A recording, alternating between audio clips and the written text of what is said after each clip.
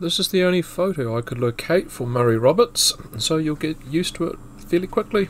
It's also the only photo I could locate for John Cook, John Jackson, Professor Leonard Jackson, Sir Ronald McLean, Lord Standish, Lord Horder, Nicholas Monserrat, Baron Alfred von Krupp, Dr. Selwyn Burcher, Lord Porter, and the former Governor-General of Australia.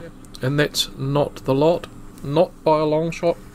Murray Beresford was a prodigious scammer and conman. The difficulty covering his crimes made more onerous by their haphazard nature and his habit of simply up sticks. One could easily, of course, pry into the pages of his autobiography. Resemblances to Rolf Harris are purely coincidental, by the way. Only that traipses seamlessly between fiction and non-fiction. Court records, though, they don't tend to lie. Thus, much of the record we have on the go is all over the place, as is this video. I am just going to cover his more significant and somewhat amusing and outright diabolical scams. Not least, his long list of failed family relationships. He was a prodigious bigamist as well, described by judges as an individual that could have done anything with his life and as very intelligent. He was constantly unable, though, to keep ahead of his lies. Thus, this Kiwi, Walter Mitty, got to speak to judges a hell of a lot. Born in 1919, he would spend his first 27 years in his home country. His story for us begins at a school in Auckland in the late 1920s. The product of an upper-middle-class couple, he showed none of his dark side at school. Scholastic aptitude he had aplenty, attending Auckland Boys High, where there's now a memorial plaque in his honour. Like hell. 2 years ahead of his peers in maths for his age and an A-grade student, Roberts waltzed into Otago Medical School. It was there, now away from his conservative parents, he would quickly develop a love for the demon drink. Getting on the terps was a daily affair for the rest of his life and would ultimately lead to his death. His time, though, at Otago Med School was cut short. Roberts got caught cheating just 18 months in, tossed out. Not that that would ever stop him practicing medicine in the future. Oh no. As the war rolled along, Roberts thought he would do his patriotic duty and joined the army, where he was adjudged unfit for service due to psychological issues. A trifling matter to him. He went out and simply purchased an officer's uniform and paraded around under the guise of being a Secret Service agent, ending up in court, as you'll see.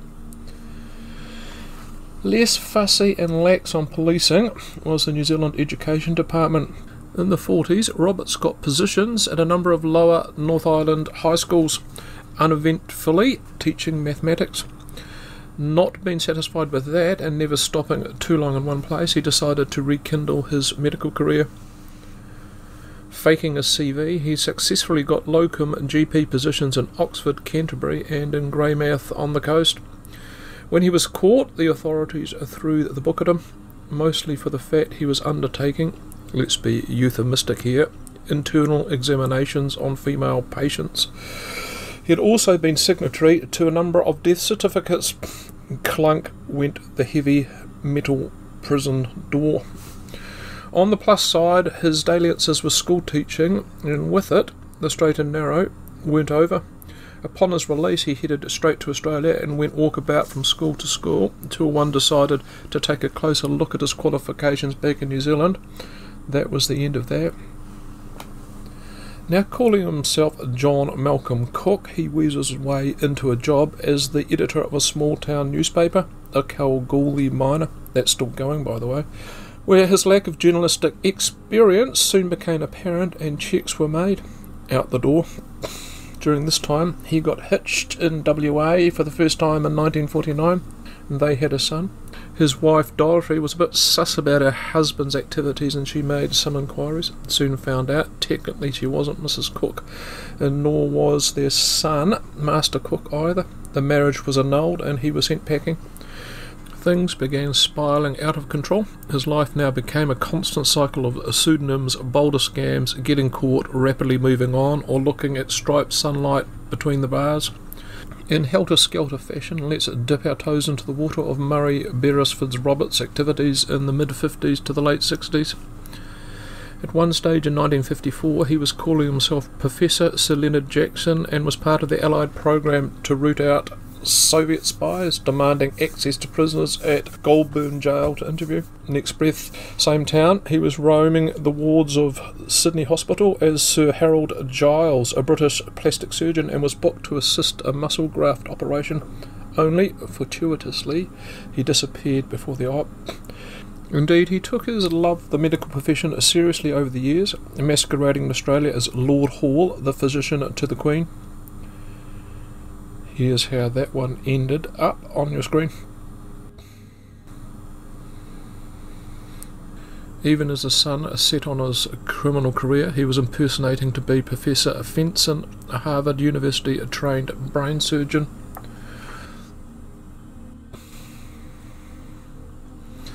There was also Sir Ronald McLean, surgeon, and briefly for good measure, he hoodwinked the New Zealand Army to allow him entry into the medical corps. In Tasmania in 1958, he got the deposit on a house he didn't own, scooted back to Sydney, where he checked into a 5-star hotel under the name the Governor-General Designate of Australia. After going a top shelf and dining very well, his rouge was found out, and before he could run it, he was caught and did time. On release, he was sent back to Tasmania, where he had a court date awaiting him. His defence was to label himself a nuisance rather than a criminal. Click went the heavy cell lock. Sir William Penny, Sir John Douglas and Sir Bowden Adams also checked into separate hotels during this period. Bowden Adams, I think, was a bit of a giveaway. Queensland weather is always an attraction. They got to enjoy his company soon after, where he replicated the luxury hotel scam, this time as a New Zealand High Court judge. Back in Sydney now, he was posing as a rich German industrialist, Baron Alfred von Krupp, promising the citizens of Manly he was going to invest in their suburb. His bombacious claims and the slight issue that he couldn't speak German meant he was soon collared. More time waiting in a lonely cell for the jailer to say, "Time for lunch." In the background to all of this, and residing oblivious in her Sydney suburban home, was one Beryl Jackson, unaware her husband John was actually Murray Roberts, until one day his photo appeared in the paper. Lying to the marriage registrar resulted in another short stint in the clink and instant divorce. Pack your bags. The quixotic Roberts claimed in his book he was married 3 times officially, well, technically unofficially if we want to be correct, and checked up for another 3. One of those we know to be a Sydney nurse who accompanied him to New Zealand on a trip and committed suicide in a Wellington hotel. To briefly reiterate, if you're wondering about the scattered nature of all of this, Roberts' books was simply a bunch of his escapades, no dates. All we can do here is try and match up his stories to the known court appearances, jail and hospital time. He was committed for insanity on both sides of the Tasman at least 3 times. The same number of times we know he tried to commit suicide also. He'd also slipped down a notch from being a functional alcoholic to an incorrigible one. As times got desperate, his scams degenerated, went lower than a snake's belly. Posing as Lord Porter, a leading English surgeon, he gave a diagnosis of cancer of the spine to an unwitting patient, a Sydney zoo manager.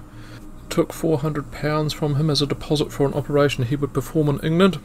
You got 4 years for that little number. In the mid-60s, he was engaged to a Sydney expat widow, Joyce Brown, from whom he received $4,000, which he said he would invest for their future. Read the bottom of the press cutting for a dizzying sample of the personas whilst I wait 10 seconds.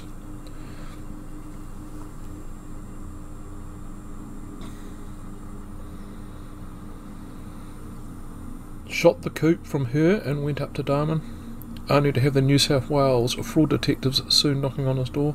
He just couldn't help himself. Then there was this time he was calling himself a Presbyterian minister and took ministry on the Gold Coast. The next breath, an atomic scientist, Barclays bank manager. Back in Sydney, he was a Catholic bishop, a writer, and becoming increasingly unstable. The delusions came thick and fast. Before I get to his fate at the age of 55, I will touch on his most audacious and well-planned swindle in a more sober and stable time.